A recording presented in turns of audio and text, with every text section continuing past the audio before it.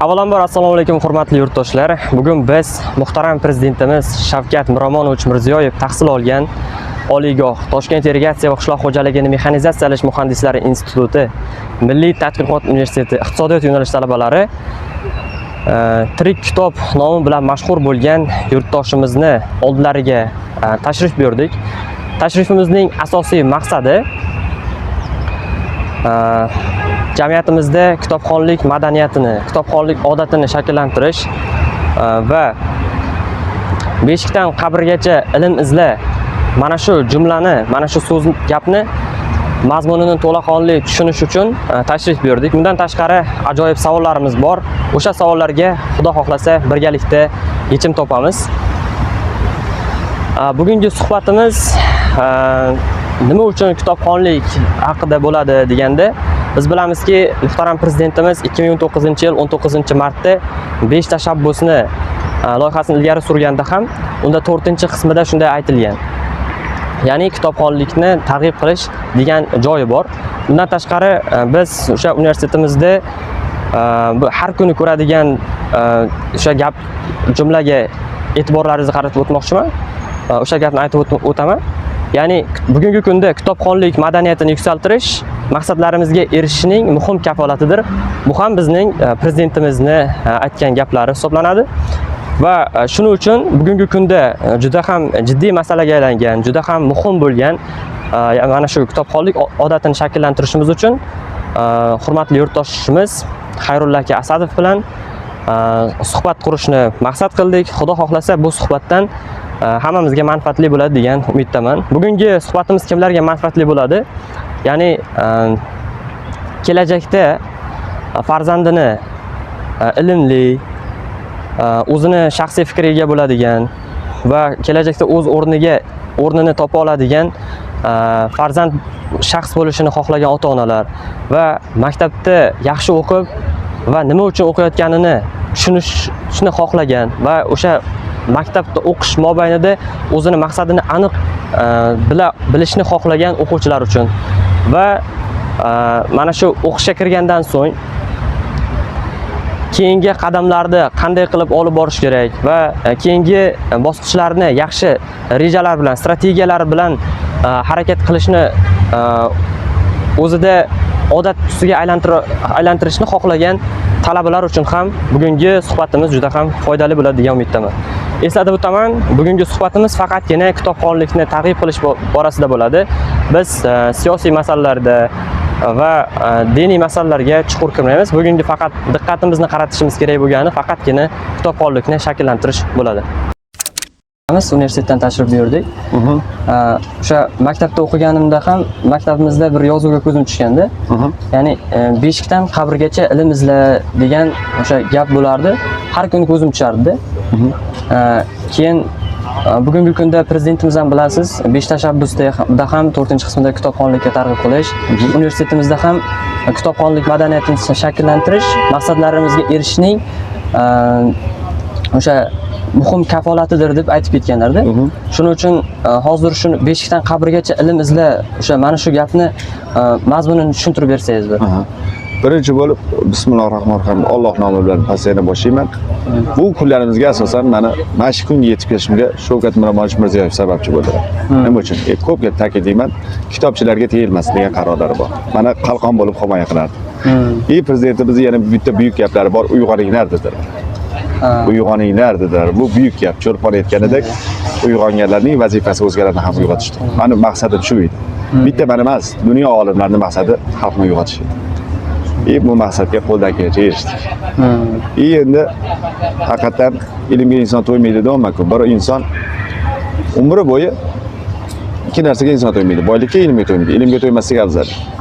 Umr bo'yi kitob o'qigan ekanda, faqat 2 kun kitob o'qimabdi. Oyoq xorason bo'lib kesilgan kuni. Otalari olamdan o'tgan. Shu o'qisangiz to'ymaysiz. Shunaqangi o'qiyverasiz. Maza qilasiz. Unga hech narsa rohat bu narsaga yetmaydi. Ilm yana bir yaxshi tomoni quyoshga o'xshaydi. Tarqalgisi kelaveradi, tarqatgisi kelaveradi, tarqatgisi kelaveradi. Insonlar bilgisi kelaveradi-da. Shuning uchun ilm qadrli hisoblanadi. Keyingi savolimiz hozirgi kunda misol uchun biz bilamizku, o'sha talabalar ham umuman yosh kattalashgandan keyin kitob o'qimasligi mumkin. Lekin mana shu odatni shakllantirish qiyin bo'ladi. Men o'yladimki, odatni shakllantirishda misol uchun yoshlikdan boshlasa, balkim mana shu odatni yoshlikdan boshlamaganligi uchun qanaqadir yomon odatlarini, boshqa o'zi uchun foydasi bo'lmagan odatlarni shakllantirib, natijasida bunaqa yaxshi odatlarni shakllantirishda qiyinchilik bo'lganmi? Shuni yoshlikdan boshlash kerakmi mana shu odatni? Siz nima deb o'ylaysiz? Misol uchun ota-onalarga qanaqa maslahatingiz bor? Bu narsani aytdim-ku ko'p. Aristotel buni 2000 yil oldin yozib qo'ygan. İnsanlarni jamiyat va xalq tarbiya qiladi. Biz kitob targ'ib qilyapmiz-da, o'zimizning qo'limizda kitob yo'q. Tushunyapsizmi? Kitob har bir inson o'zining qo'lida kitob ko'tarib yurish kerak. O'qimasa ham. Ota-onalar farzandiga kitob o'qib o'tyapti-da, o'zi o'qimayapti. Uning foydasi yo'q. Bu qalban ishtirok etadi. Kutubxonalarimiz ko'p bo'lishi kerak. Kutubxonalarimiz yo'l yuzida ilmiy insonlar qadrlanib, ilmiy insonlar ko'proq ko'rsatib borish kerak. O'shandagina ilm qadrlanadi. Avtoritetli inson ilm bo'lgandek, diniy didroni gapirdim-ku. Bizning jamiyatimiz o'zgardi. Bizning jamiyatda endi hurmatli insonlar, boy va zodagonlar emas, haqiqiy ilm egalari bo'ldi. Haqiqiy ilm egalari hurmatli bo'lganidan keyin mana buni men isbotladim. Jamiyat xalq rivojlanadi. Nima u deydi, bu o'qidi-ku deydi. Insonlar taqlid qilishni boshlashadi. Kattana, to'g'ri aytdingiz. Keyingi savolim o'sha bolalar maktabga borgunlaricha nimalarni asosan bilish kerak? Bu bolalar aytayman, tarbiya birinchi bo'lib ona qornidan boshlanadi. Bu men har tomonlama o'ylab chiqdim, eng muhim narsa. Nima uchun? Ona qornida bola qochib keta olmaydi, faqat quloqlari bo'ladi, eshitadi. Buni olimlar isbotlab bergan. Onalar har kuni farzandlariga ana bo'ldi, bu masalan olimlar aytadi, 1 yoshli farzand olib kelsa, 1 yil kech qoldim. Nima uchun? To'ppa-to'g'ri aytadi, ona qornidan. Har kuni bitta etib berib tursalar, ovoz chiqaradi. Bola o'sha tarbiyali bo'lib tug'iladi. Tarbiyali bo'lib tug'iladi. Keyin yana eshitib olinglar, yovuz bolalar ota-onalari yomon gaplarni gapiraverishadi-da, buni eshitib turadi. O'sha uchun yovuz bo'lib qoladi. O'sha uchun gaplarga e'tibor berishimiz kerak. Rahmat so'z. Keyingi savolimiz o'sha maktabda borgunicha o'sha bolalar qanday ilmlarni bilib olish kerak? Maktabga borguncha o'zi ertaklarni o'qitib, iloji bo'lsa harflarni tanitib qo'ygan yaxshi. Harflarni o'qishni o'rgatib qo'ysa, maktab ta'limi oson bo'ladi. Keyin mana bitta ayol bor, mana 3 yoshli bola, 3 yoshidan kitob o'qigan, qari kampir. Maktabga borganimda men 7-sinfgacha darslarni qizig'i bo'lmagan edi. U nima uchun bilasizmi? Detskiy ensiklopediya bor, 12 ta tomda. Qalin. Shuni hammasini o'qib chiqqan. Bo'ldi, maktab ta'limini uyda o'qigan edi u. Vishi urovni. Hozir keyin ko'plar institutga tayyorlanishyapti-da. Mana yaxshi doktor do'stim bor. Men afsuslanib ketaman. Yoshligimda shuni o'qirsam bo'lardi-ku. Aytadilar, masalan, maktabda bo'shma davri bor-da ko'p. Maktabdan keyin ko'p o'qirsa, masalan, qaysidir bir soha qalbiga kirdi, hozir o'zida o'qishni boshlash kerak. 4 yil ichida qiynalib qoladi o'qishga. Vaqt yetish tig'iz bo'lib qoladi. Masalan, doktor bo'lmoqchimi? 1-sinf o'zidan boshlayversin. Doktorlik to'g'risi kitob. Nima uchun yaxshi doktorlar, yaxshi injenerlar paydo bo'ladi, bilasizmi? Ularning oilasi doktorlar. Uydagi suhbat doktorlar to'g'risida bo'ladi. Ular o'shaning uchun yaxshi doktor bo'lib chiqadi. O'shaning uchun uydagi suhbatlarga qattiq e'tibor berishimiz kerak. Injenerlarning uyida yaxshi injenerlar yetishib chiqadi, pedagoglarning uyida esa yaxshi pedagoglar. Nima uchun? Suhbat shu temada bo'ladi. Tushunarli, rahmat so'z. Keyingisi, masalan, o'quvchilar maktab davrida to'g'ri maqsad qo'yishlari uchun ular nimalarga e'tibor berish kerak yoki ota-onani, ustozlarni qanaqa o'rni bor bu borada? Birinchi bo'lib ota-onani hurmat qilish kerak. Ota-ona xohlasa, bolasini ishlatish mumkin. O'qisin deb ta'limiga beryapti. Vaqtini atyapti, ishlayapti. Farzand birinchi bo'lib shuna qadriga yetish kerak. Ota-ona xohlasa maktabdagi ishlatib qo'yish mumkin. Yo bolam o'qisin deyapti-da, anaqa qilyapti. Sadada ayni aytganidek, erkak kishini to'qchilik, ayol kishini yo'qchilik bizlar. Bir ota gapirdi-da, 3 ta o'g'limdan men ajoyib tarbiya qildim dedi. Qanaqa qilib muvaffaq bo'libdilar bilasizmi? O'g'illarning bo'sh vaqti yo'q. Maktabda keyin uchebniy sentrlar bor, ham ishlaydi. Hech charchab qoladi. O'rtoqlar chaqirsa ham chiqolmaydi. Charchab qo'ygandan keyin nima qiladi? Uxlaydi. Bo'ldi, ajoyib tarbiya oldi bolalar. Ko'p insonlarning do'stlarimiz bor hozir. Eskidan bu narsa bo'lgan, o'qimagin deyshadi. O'sha yomon narsa. Rahmat so'z. Keyingi savolim, misol uchun o'quvchilar biz bilamiz, ko'pchiligi universitetga kirishni maqsad qiladi-da. O'sha mana shu jarayonda yaxshi tayyorlanib universitetga kirgandan keyin o'sha talabalik paytida 80% deyarli o'qishni tashlab qo'yadi. Bunga sabab nima? O'sha maqsad qo'yish bilan bog'liq xatomi? Yo'q, jon kuydiradigan pedagoglar, qiziqarli, ularning ko'plarining yaxshi ta'limi bor-da. Qiziqarli tema ham bo'lmay qoladi. Undan zerikib qoladi. Ana o'shaning uchun, bo'ldi, senga qiziqmayaptimi tema? Qiziqmay emasmi? Bu kitob kutubxonada kitob tekin turibdi-ku. Men даже bir eshitganman, bir inson institutda o'qiganda 4 yil davomida butun boshli kutubxonani tugatib bo'lgan. Qanaqa qilib tugatgan?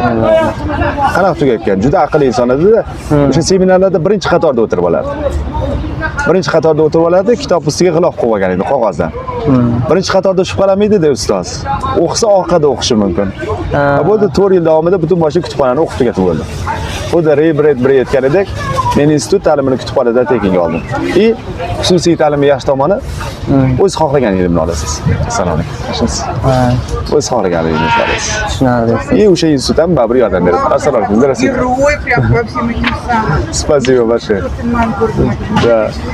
Assalomu alaykum. Mana intervyular olishyapti. Rahmat, salomat bo'ling.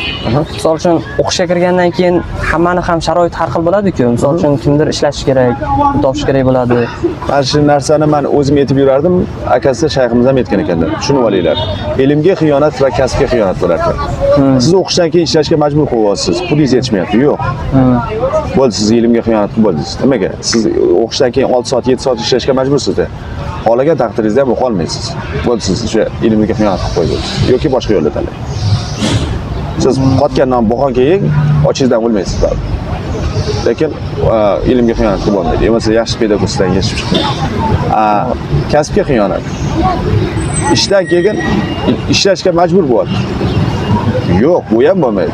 U o'zining ustida ishlash kerak. U asalari dedim-ku. O'zining ustida ishlash kerak. Yana ham yangi narsalar o'ylab topish kerak. O'shandagina studentlarni qiziqtira oladi. Yoki agar ishlashga majbur bo'lsa, boshqa kasb tanlasin. U iloji yo'q. Yanushkarcha gap aytadi-da.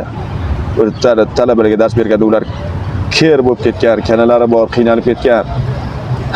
U kasbda faqat fidoyilar ishlaydi. Agar bu narsalarni yoqtirmasak, hech narsaga yetishmaysan. Yaxshi tarbiya bo'lsa, masalan, pedagogический поэма Makarenko. G'irt o'g'ri, jinoyatchi bolalarni ajoyib qilib tarbiyalaydi. Bunga faqat pedagoglar muvaffaq bo'ladi. Tushunarli. Keyin mana hozir biz birinchi kursni tugatdik-da. Endi 3 oylik ta'tilda misol uchun chetga chiqib ishlab kelish bu ham xato deb o'ylaysizmi? Misol uchun endi chetga chiqsangiz, birinchidan dunyo ko'rasiz. Dunyo ko'rgan yaxshi. Endi shu ish chiqqan taqdiringizda ham siz bir sex ichida ishlamang. Savdo sohasiga jalb bo'lmasa kerak. Nima uchun? Bitta bola keldi, psixologiya kitobini so'radi. Psixologiya kitobdan o'rganmaydi, odamlardan o'rganiladi. Savdo sohasida savdogarlar, taksistlar ajoyib psixologlar. Nima uchun? Ular bir kunda 500 dan ortiq insonlar bilan gaplashadi-da. Shunday insonni ko'ziga qarab turib kimligini bilib olsangiz bo'ladi. Ular fikrlashadi. Bu eng zo'r psixologlar bo'ladi. Tushunarli. Keyingi savolimiz mana talabalikdan 4 yil mobaynida biz mana shu imkoniyatdan maksimalni foydalanishimiz uchun nimalar qilishimiz kerak? Qanday maslahatlar berasiz? Umuman kitob qo'lingizdan qo'ymanglar. 1 daqiqaga ham. Men shunaqa insonlar eshitganman, даже do'stlar bilan gaplashgisi kelmagan. Vaqtni ajratmaydi, qizg'anadi. Vaqt eng muhimi. Aytdim-ku, milliarderlar yetadi. Oddiy insonlar buyumlar uchun ishlaydilar. Biz esa vaqt uchun. Vaqtni qadrlashimiz kerak. Masalan, Martin Eden, Jack Londondagi ko'z oynagi bo'ladi, ninalik. Uxlab qolmaslik uchun ko'p kitob o'qiyveradi. Yo'q, ko'z uxlayman desa ko'zi yopiladi, nina kiradi. Yana o'qiyveradi. Tushunasizmi? Olimlar xonalariga achigan olmalar qo'yib qo'yishgan, muzday suvlar qo'yib qo'yishgan, uyquni qizg'anishgan. Uxlashni xohlashmaydi. Tushunarli. Shu darajada bo'lishimiz kerak. O'shandagina bu narsaga yetishamiz. Men arzimagan 4 yilda shuncha jamiyatni qo'ldan kelgancha uyg'otishga sababchi bo'ldim. Endi sizlarda bundan ko'ra shanslaringiz ko'p. Ko'proq, buyukroq ishlarni qilishingiz mumkin. Fiziklar, matematiklar ko'p kerak bizga hozir. Tushunarli. Rahmat ustoz. Keyingisi o'sha biz talabalarga ilm o'rganish mobaynida qanday maslahatlar berasiz? Ilm o'rganishda nimalarga e'tibor berishimiz kerak? Tinmasinglar kerak. Yoqqan kitoblaringlarni o'qiyveringlar. Faqat yoqqan ishinglarni qilinglar, tushunib olinglar. Agar yoqmagan kasbni qilsanglar, sizlar yashamayapsizlar. Qalban nima sizni chaqiryapti, shu ishni qilinglar. Va sidqi dildan qilinglar. Masalan, doktorlar va elektriklar xato qilishga haqlari yo'q. Nimaga bilasizmi? Elektrik xato qilsa, narigi dunyoga ketadi. Doktor xato qilsa bir insonning hayotiga zomin bo'ladi. Ular juda muhim kasblar hisoblanadi. Mana masalan Turkiyada eshitdim, maktablar baloviy sistemada ekanda, agar yetarlicha balo olmasa, u xohlagan taqdirda ham institutga kira olmaydi. Xitoyda ham shunaqa sistema bor, 5 yulduzlik. Yaxshi o'qiganlarga 5 yulduz beradi, hamma sharoitlarga qilib beriladi. Undoroli bo'lganga 3 yulduz, 2 yulduz, u xohlagan taqdirda ham kattaroq ishga kira olmaydi. Shu. Va oxirgi savolim o'sha biz hayotda o'sha qo'ygan maqsadlarimizga erishishdan tashqari yana qanaqa muhim vazifalarimiz bor deb o'ylaysiz? Endi Eng birinchi qalbingiz uyg'ongandan keyin borib insonlarga yordam berishni boshlaysiz. Mana masalan Hindistonda bir ish bo'ldi-da, bolasi tushib ketib yamaga o'lib qoldi. Shu bo'yi hamma yamalarni yamab yuribdi shu odam. 10 mingdan oshiq yamalarni yama qilib qo'ydi. Qalbi uyg'ondi. Shu narsa bir halokatga sababchi bo'ldi. Ta'limni ham bilib olinglar. 3 ta sistemadan olinadi. Ustozdan, kitoblardan, hayotdan. Hayoti eng og'iri bo'ladi, bilib olinglar. Hayotdan olsang ta'lim bera olmaydi hech bir muallim. 3 ta hayotiy ustoz, ochqorin, bo'sh cho'mchak, yaralangan qalb. Buni olaman deb ko'p insonlar ketib qoladi. O'shaning uchun ustozlar bilan yo'qcha bo'lmasa kitoblardan olingan ta'lim juda yaxshi foyda beradi insonga. U inson hayotga tayyorlangan bo'ladi-da. Bir kuni hayotimda ko'p muammolar bo'ldi-da, bir adabiyot olim ajoyib gap gapirdilar. Muammolar tarqagandan keyin, tarqab qoldimi dedilar. Ha, tarqab qoldi desam, shuni ol ukajonim. Hayot g'am tashvishlari xuddi to'fonga o'xshaydi. Agar oyog'ingda tikka turib bersang, u tez orada tarqab ketadi. Biz bir kitob o'qisak 40 yil yashaymiz, 10 kitob o'qisak 400 yil yashaymiz. Bu hayot muammolariga tikka turib beramiz. Biz erkak kishimiz. Rahmat. Rahmat, so'z katta. Salomat bo'ling. Sog' bo'ling.